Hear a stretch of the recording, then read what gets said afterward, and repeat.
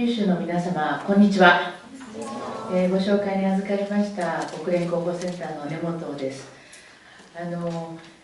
九州大学はですね、国連と教育機関との連携のプラットフォームであります国連アカデミックインパクト、こちらにですね、2011年から入ってくださってまして、国連とは非常に関係の深い大学でございます。で、私もちょうど5年前ですね、九州大学に伺って、講演をさせていただいたというご縁がございまして、今日このように、大きな節目になります催しでお話しできることを大変嬉しく思っております。で、私からは誰も置き去りにしない、SDGs を自分ごとにして世界を変革するアクターにというテーマでお話をしたいと思うんですが、 SDGs というのは今日お集まりのお一人お一人、またお一人お一人が所属していらっしゃる組織体のアクションというものが非常に重要になってまいります。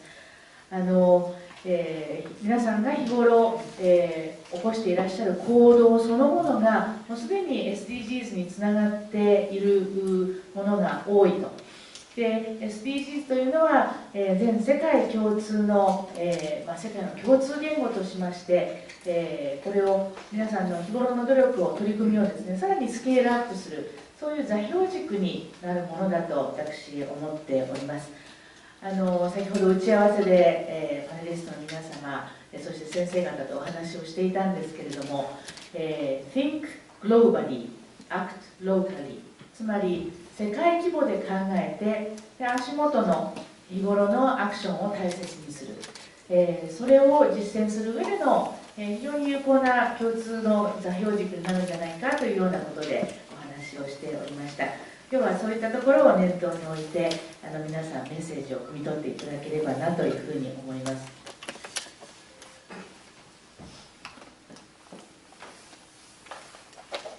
で、お話に移る前にですね、私の所属する国連広報センターについて少しだけ自己紹介をさせていただきたいと思います。皆さんが国連と聞いてまず頭に思い浮かべられるのがニューヨークのイーストリバー沿いにある薄べったくて背の高い国連のビルだと思いますが、この国連事務局の本部にとっての日本における出先の事務所というのが私たち国連広報センターで、国連の活動、それから国連の掲げる、価値観、そういったものについてですね、日本語で、日本の方々にお届けするという役割を担っています。国連には6つ国連の公用語があります。英語、フランス語、スペイン語、ロシア語、中国語、アラビア語、この6カ国でありますと、国連の公用文書、公的文書、自動的に翻訳されて、世界に発信されるんですけれども、日本語の場合はそうではありませんので、私たちがこの情報こそは日本の方々に届けたい、日本の方々に知っていただきたいというものを目利きになって選んで日本語に直して、そして発信して初めて幅広く日本の方々にご理解いただける、そういった役割を担っています。それからここ福岡も含めてですね、日本国内には全部で28も国連の事務所があります。こちら福岡には UN ハビタットのアジア太平洋事務所がございます。その他千葉、横浜、富山、金沢、名古屋、奈良、大阪、神戸、広島、東京と28の事務所があるんですが、この28の事務所全体に関わる共通の課題、SDGs はその一丁目一番地だと思いますけれども、こういった共通の課題について私たち国連広報センターが、みんなを束ねる、そういった調整役を担っています。それで、日本でですね、今日の取り組みも含めてですけれども、このような、非常に新機軸の取り組みが生まれている、あるいは優れた人材、それから、企業の取り組みがある、技術がある、そういったことを吸い取ってですね、国連本部に伝えて、国連が行うさまざまな会合などで、スピーカーとして登壇してもらったり、あるいは事例紹介の参考とさせていただいたり、そういった形で日本と国連とをつなぐ結節点、架け橋のような役回りも私たちは担っております。で、私たちのトップはアントニオ・グテーレス第9代国連事務総長なんですが、彼はポルトガルの首相を務め、そして、日本の緒方貞子さんの次の次の代の国連難民高等弁務官を10年以上務めて、そして今昨年の1月から、事務総長の職に就いております。で、彼は昨年の12月、そして今年の8月日本を訪問しました。今年の8月は国連事務総長としては初めて長崎の平和記念式典に参列して平和へのメッセージを発出するということを行ったんですけれども、安倍総理大臣とも会談しました。その会談の中で重要なテーマの一つになったのが今日お話しする SDGs でございます。SDGs は2015年の9月に全国連加盟国の総意でまとまったものなんですけれども、その、生まれた背景にはですね、このままでは地球は続かない、続かない地球から続く地球に変えていかなければいけないという強い危機感がございました。この夏は日本で非常に大きな台風、異常気象がありました。つい先日もアメリカ本土をハリケーンマイケルが襲って甚大な被害が出ております。干ばつも多発しています。地球がどこかおかしくなっているということは皆さんも肌で感じていらっしゃると思います。産業革命の頃と比べてですね、世界の気温すでに 1.0 度上がってしまっていると。このままいくと2030年には 1.5 度上がってしまって、サンゴ礁の7割から9割がもう死んでしまうと、そういう現実があるわけです。で、私はですね、今年の3月にインド洋に浮かぶモルジブという島国を訪問してきました。で、もちろん私たちの住む日本でも、気候変動、そして地球温暖化の影響強く出ていますけれども、こういう小さな島国ではもっともっと如実に被害が見えると。モルジブの平均海抜は 1.5 メートルで、最も高い海抜でも 2.4 メートルなんですね。で、1200の小さな島に散らばって40万人が暮らしていて、この写真の手前の人口密集地は首都マレーです。で、このマレ島というのは全部で2平方キロメートルしかないんですけれども、ここに10万人住んでるんですね。で、土地がないというわけで、真ん中の、島はこれ空港と人工島です。で、その上にですね、さらに緑のところがありますが、これは首都マレーの人口を緩和するために作られた人工島のフルマレー島、さらにその左側にちょっとまた土地が拡張されているのをご覧いただけますでしょうか。これはですね、首都の混雑の緩和を目的とするだけではなくて、気候変動で、海の海面が上昇します。それで島が飲み込まれてしまって、もうその島に住み続けられなくなった人たちを移住させるための島でもあります。で、小さな離島、幅100メートル200メートルぐらいしかないような島です。そういったところではですね、ほんの小さな高潮でも、大きな被害が出てしまいまして、ちょっとその様子をご覧いただければと思います。すみません、動かしてください。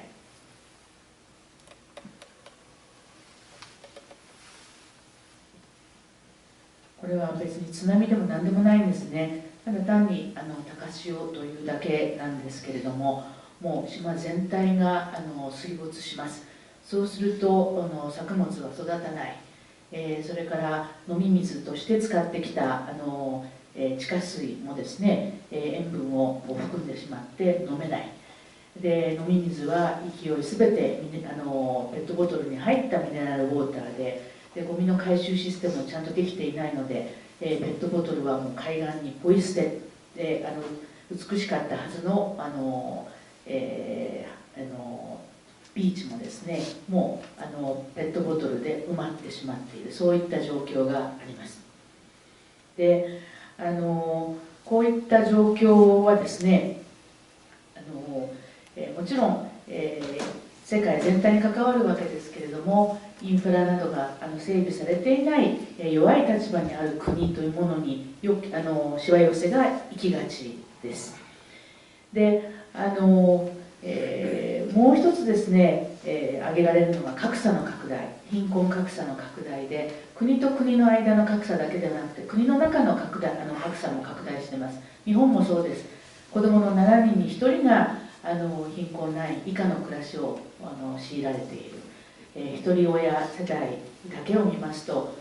半分以上が貧困ライン以下です。沖縄に目を転じると、子どもの10人に3人が貧困ライン以下の暮らしです。こういった格差は世界全体で見られるわけですね。で、貧困格差が拡大すると不平等感が生まれます。でそれが広がると、社会が不安定になる、暴力的な過激主義というものも、生みやすい措置になってしまうと。そうすると紛争を呼んでしまう。紛争がひとたび始まるとなかなか収まらない。皆さんが、ニュースなどでも触れられる、シリア紛争もですね、もうすでに8年目に入っています。で、世界の飢餓もですね、ここ数年、ずっと世界の飢餓人口は減ってきたんですが、このところの紛争の長期化、拡大、増大でですね、飢餓人口、また数千万人規模で増えてしまっています。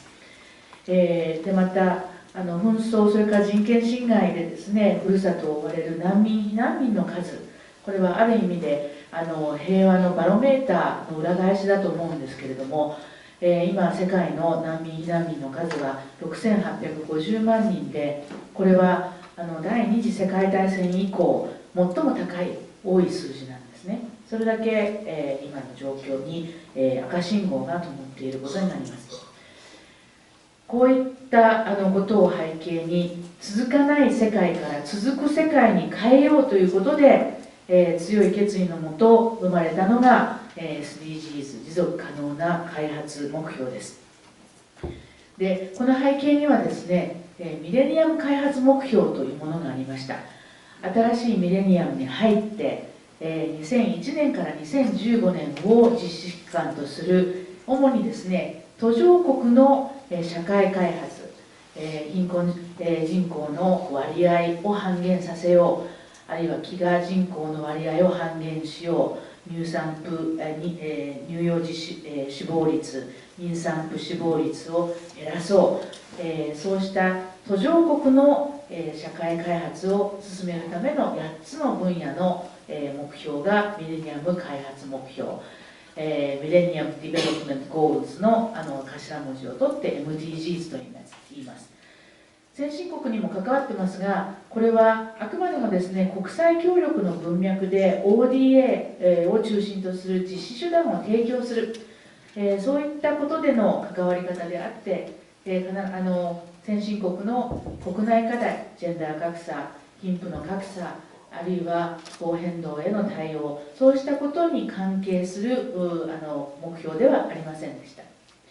国連にとってはこれ新しい取り組みだったんですね。数値目標というものを設けて、毎年進捗を図って、で進捗の見られないところにリソースを集中投下して、そしてぐいぐいと進めてきた。で効果ありました。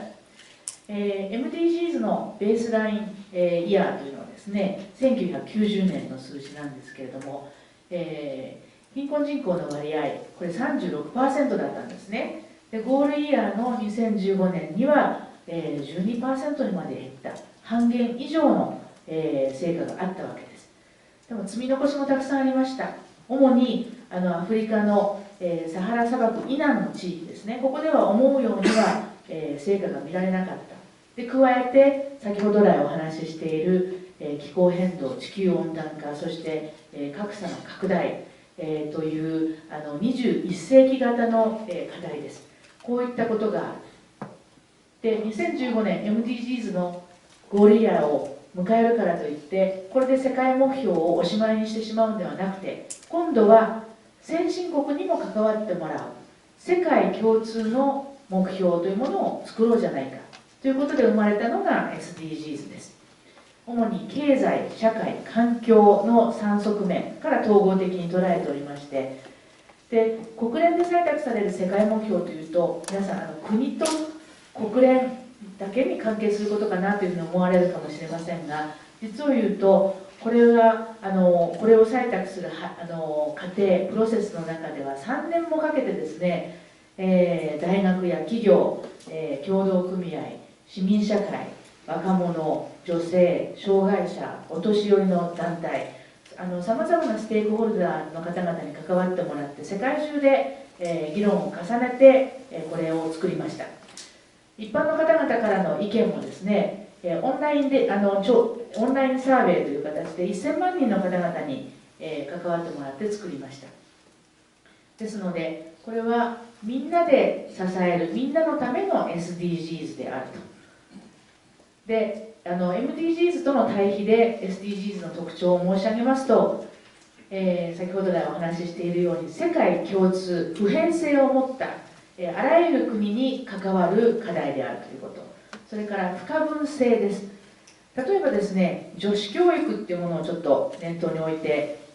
そうですね、先ほどちょっとご紹介にあったこれをご覧いただきましょうか。女子教育、ゴール4、質の高い教育を、そしてゴール5、ジェンダー平等、これに直接関わるわけですが、それだけではないんですね。教育を長く受けた女の子は後に大人になった時により収入の高い仕事に就けるというわけで、ゴール1、そしてより働きがいのある仕事に就けるということでゴール8につながります。またお母さんになった時に、より健やかに子供を育てられる、より栄養のある食事を作って提供できるということでゴール2、ゴール3にもなります。また格差の是正にもつながりますのでゴール10です。そしてより賢い消費者になれるということでゴール12です。また和平交渉が行われているような国では自信を持って女性の代表として和平交渉に参加できるということでゴール16です。というわけで、おのずといろんなゴールに、つながって関わってくるというところが不可分性です。それから私は財界の方々からですね、日本には長寿企業が多いというふうに伺っております。世界の200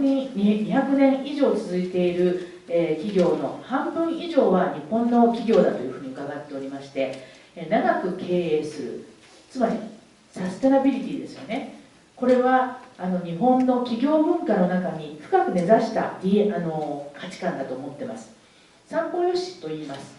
売り手よし、買い手よし、世間よし。これにですね、地球よし、将来よしと足してください。五方よしこそが SDGs だと思います。そして、民間の力に期待していると。先ほど多くの方々、多くのステークホルダーに関わってもらったというふうにお話ししましたが、実施の場面でもですね、民間の力がもう不可欠です。例えば皆さん、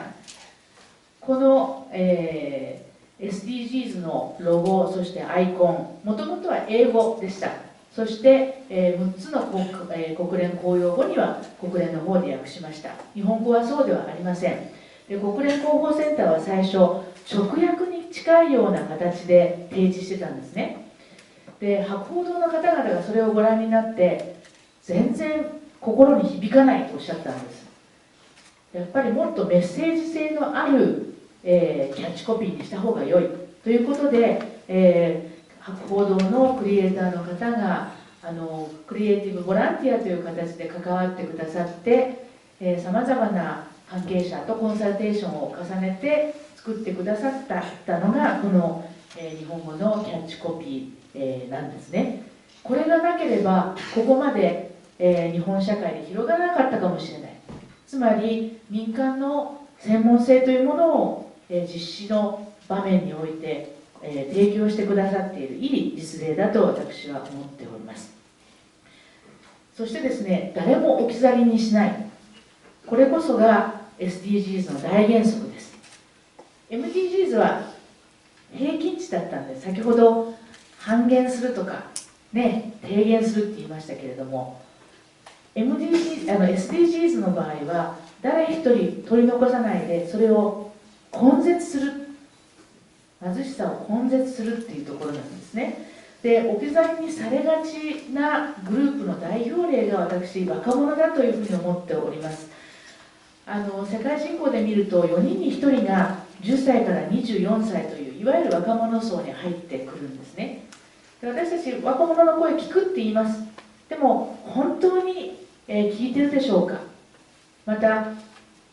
SDGs のゴールイヤー2030年、今の若者がまさに社会の中核を担っている時代です。彼らの将来が SDGs がちゃんと推進されるかどうかにかかっているとも言えるんですが、彼らの声に本当に耳を傾けてきているかというと、国連も含めて私は疑問だなというふうに思っています。で、史上最年少でノーベル平和賞を受賞したマララ・ユサフザイさんがですね、SDGs が採択された2015年9月の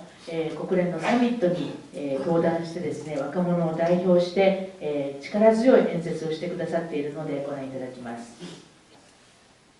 で、マララさんは別に特別なお家の出身ではなくて、お母さんは読み書きできないんですね。で、お父さんが女子教育に大変理解があって彼女の背中をずっと押してきた。これが何を意味するのか。それはですね、今日お集まりのお一人お一人にもですね、マララさん同様声を上げ行動を続けていくことで世界を変える、そういう可能性を皆さんお持ちだということだと思います。で、国連はですね、より若者とともに、そして若者のために国連システム全体を通じて取り組んでいこうということで、ユース戦略、ユース2030というものを発表しました。で、今の状況で言いますと、若年層の失業率というのは成人平均の3倍なんですね。日本ではここまでの差はありませんが、やはり若年層の方が失業率高いです。いろんな意味で割を食ってしまっているのが若年層だと言えます。で、やはり質の高い教育、スキルアップ、そして雇用と、こういった面で若者のために国連も力を上げていこう、力を入れて取り組んでいこうと考えております。で、SDGs はですね、4年に1回首脳レベルで点検会合が開かれます。次回の首脳会合は来年の9月に行われます。で、今年の、国連総会、ハイレベルウィークの際にはですね、事務総長の呼びかけで、SDGs の推進を手当てするための、資金調達ですね、これについての会合が開かれました。どれぐらいかかると思います？ SDGs、1年で、これ SDGs を推進するためにはですね、世界全体で1年間に600兆から800兆円ぐらいかかります。で、発展途上国においてはですね、およそ300兆円毎年ギャップがあります。これはもう ODA などではもう手当がつく範囲を超えてます。これはその民間のさまざまな資金がですね、おのずと SDGs を推進するような方向で流れ込んでいく、そういう、潮流というものを全世界挙げて作っていかなければ到底間に合いません。そんなわけで今ESG 投資という金融の流れがですね、できつつあることは非常にありがたい話だと思っております。で、日本です。これは国連の報告書ではないんですけれども、世界の名だたる研究者のネットワークおよびドイツの、財団が一緒に発表している SDG インデックスダッシュボーズリポート2018というものが、今年7月発表されました。で、日本は今15位です。その前の年は11位でした。4つ順位を下げてるんですね。で、緑がですね、順調に進んでいるということで、黄色、橙、赤と、深刻になっていくわけですが、日本、緑は一つしかありません。質の高い教育だけです。で、大変厳しく評価されているのが13の気候変動に具体的な対策をというところで、これはやはり石炭火力の問題、世界的に大変厳しい評価を受けていることの表れです。で、具体的な課題としてですね、皆さんに訴えたいのは、このままのライフスタイルを私たちが続けていくと、2050年、世界人口が96億人、100億人近くなるときにはですね、地球3つ分必要になります。2つ手当てはできません。ですので、私たちのライフスタイルを見直さなければならない。で、プラスチックの汚染の問題、最近富に報道でも取り上げられるようになりましたけれども、このままいくとですね、2050年には海の中、プラスチックの方が魚よりも重量ベースで多くなります。で、四方を海に取り囲まれていて、魚を好んで食べる私たち、日本人が暮らす日本にも、これは深刻な影響を及ぼすわけです。これインドの海岸です。プラスチックだらけです。で、プラスチックなかなか分解されません。ちょっと今日は時間の都合でですね、こちら、ご紹介しませんが、大変、衝撃的な映像を私たち国連広報センターのウェブサイトにアップしていますので、ご覧になっていただければと思います。で、世界的に見ると日本はですね、1人当たりの、プラスチック消費量がアメリカに次いで2番目なんですね。そのほとんどが、使い捨てです。やはり何らかの形で私たちの、ライフスタイルを見直さなければいけないということで、やめようプラスチック汚染、これを今年の6月、キャンペーンとしてさかなクンと一緒に訴えました。地球は子どもたちからの借り物と言います。借りたものは借りた時と同じ状況か、それよりも良くして返していかなければいけない。将来の子どもたちがですね、SDGs について、人類のポジティブな遺産であったというふうに習うようにですね、ぜひ皆様にも SDGs 実践の輪に、加わっていただければなというふうに思います。ご清聴どうもありがとうございました。